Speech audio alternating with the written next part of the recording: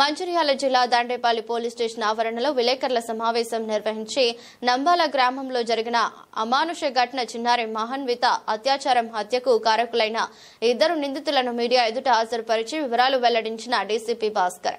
ఈ సందర్భంగా డీసీపీ మాట్లాడుతూ శనిగారపు మహాన్విత అత్యాచారం హత్య నిందితులను ఈరోజు మాదాపూర్ సమీపంలో అదుపులోకి తీసుకుని విచారించగా శనిగారపు బాపు ఉపారపు సతీష్లు ముద్దాయిలు ఇద్దరు నంబాల గ్రామ ఎస్సీ కాలనీకి చెందినవారు. బ్యాండ్ పని చేసుకుంటూ జీవిస్తారు. శనిగారపు బాపుకి 20 సంవత్సరాల క్రితం పెళ్లి జరిగింది. సుమారు 6 సంవత్సరాల క్రితం అతని భార్య చనిపోయింది. తన కూతురు కొడుకు కూడా అతన్ని వదిలేశారు. ఉపారపు సతీష్ అన్నతనికి కూడా గత 5 సంవత్సరాల క్రితం పెళ్లి జరిగింది. పెళ్లైన 2 సంవత్సరాల తర్వాత అతనికి తన భార్యతో విడాకులయ్యాయి. 24/11/2025 రోజున శనిగారపు బాపు ఉపారపు సతీష్ ఇద్దరు కలిసి బయట చింత చెట్టు కింద ఆడుకుంటున్న బాధితురాలిని నోరు మూసి ఎత్తుకుని దగ్గరలోని పత్తి చేనులో క్రింద పడబెట్టి ఒకరి తర్వాత ఒకరు బాధితురాలిని అత్యాచారం చేశారు.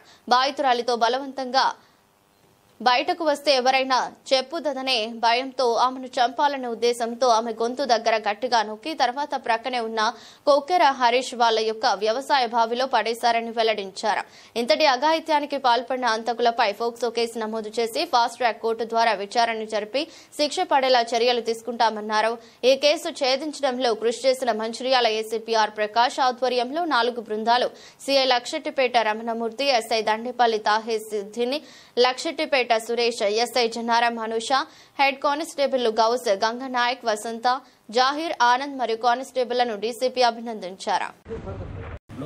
రేప్ కేసులో సెక్షన్ ఆల్టర్ చేసుకున్న తర్వాత ఏసీపీ మంచిర్యాల ప్రకాష్ గారు దాన్ని దర్యాప్తు చేసుకోవడం జరిగింది.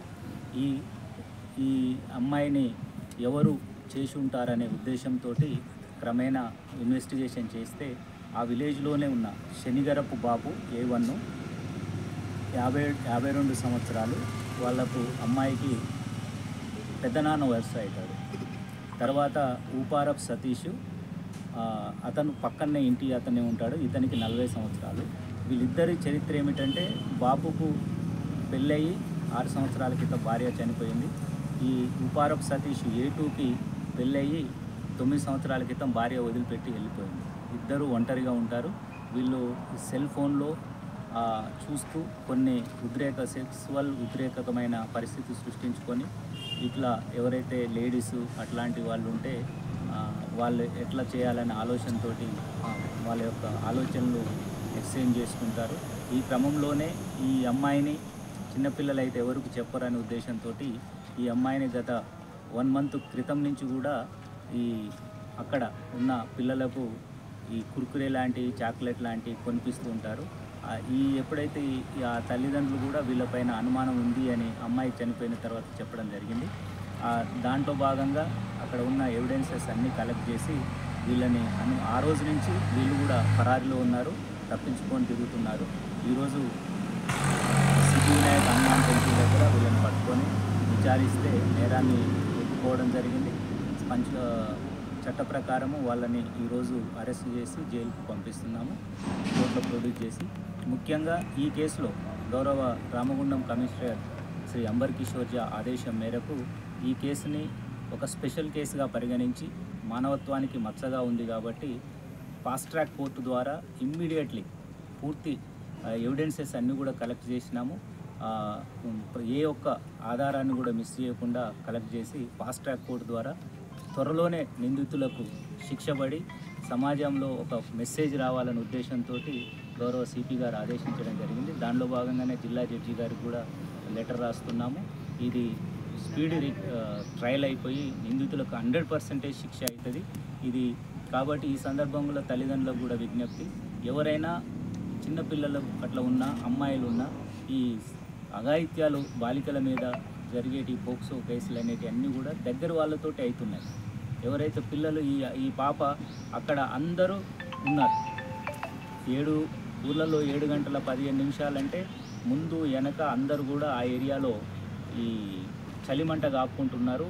అక్కడ ఉన్న అందరిని అడిగిన ఎవరిని అడిగినా కానీ అమ్మాయి ముట్టుకుందని ఎవరు మనకు చెప్పలేదు.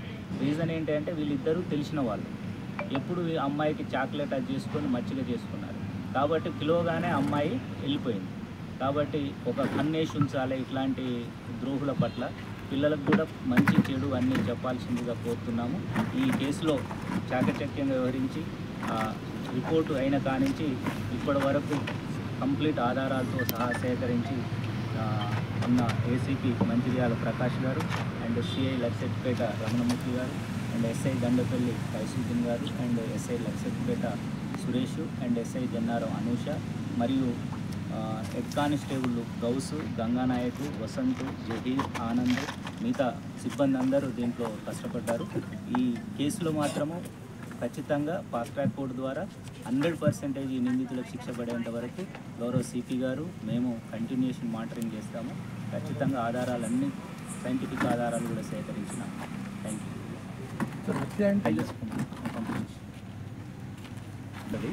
మనము రిసర్ అవన్నీ కూడా ఫోరెన్సిక్స్ సైన్స్కు పంపించినాము. వాళ్ళు తీసుకొని వెళ్ళగానే కన్ఫెషన్లో చెప్పిన దాని ప్రకారము గొంతు నులిమి స్పృహ తప్పిన తర్వాత ఒకరి తర్వాత ఒకరు సెక్సువల్గా అసాల్ట్ చేసి బాయిలో పడేస్తున్నారు.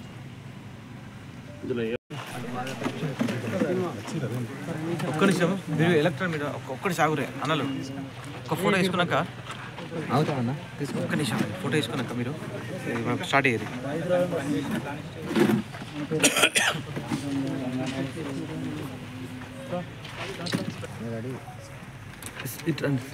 సరే ఇట్లా మీరు ఇట్లా కూర్చోండి.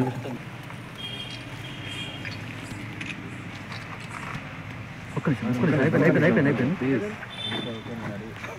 మొత్తం ఛాన్స్